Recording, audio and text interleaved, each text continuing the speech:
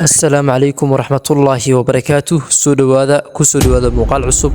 Muuqaalkeena maanta waxaan uga hadli doonaa lacagta ay Coco ka samayso YouTube-ka. Sidaan wada ognahay Coco waxay ka mid tahay Team 27. YouTube-kana waxay muddo yar gudahood ku gaartay subscribers side u fara badan. Maantana muuqaalkeena wuxuu ku saabsan yahay lacagta ay ka samayso YouTube-ka. fadlan haddii aad channelka cusub tahay subscribe saaro si aan u gaarno hadafkeena. haddaba haddii aan u guda galno muuqaalkeena maanta oo aan uga hadli doono lacagta ay ka samayso Coco YouTube-ka. haddaba haddii aan u guda galno muuqaalka maanta. Coco total gareerkeedu waa B. Total gareer marka la dhahay waxaa lagu qiimeynayaa heerka ay ka joogto markaasi YouTube-ka.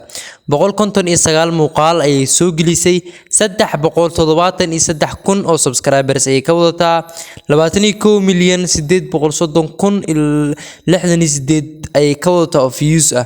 wadanka ma diiwaangashana oo wadan type channel type na malaha. July 28 2023 ay YouTube-ka kusoo biirtay. haddii aan fiirino views-ka bishii kusoo darsamo waa 3,429 milyan oo views ayaa bishii kusoo biiro ama viewskeeda ka mid noqdo. bishiina subscribers waxay heshaa gaaray ilaa 32,000 oo subscribers ay bishii heshaa. haddaba haddii aan fiirino lacagta ay ka samayso YouTube-ka waxay Coco ka samaysaa bishii $857 ilaa $13,700 oo dollar ay bishii ka samaysaa, halka sanadkii ay ka samayso lacag gaaraysa $10,300 oo dollar ilaa $164,600 oo dollar ayay bishii ka samaysaa. waa lacag saaid u fara badan. fadlan haddii aadan weli channelka subscribe saarin waxaan kaa codsanayaa inaad channelka subscribe saarto.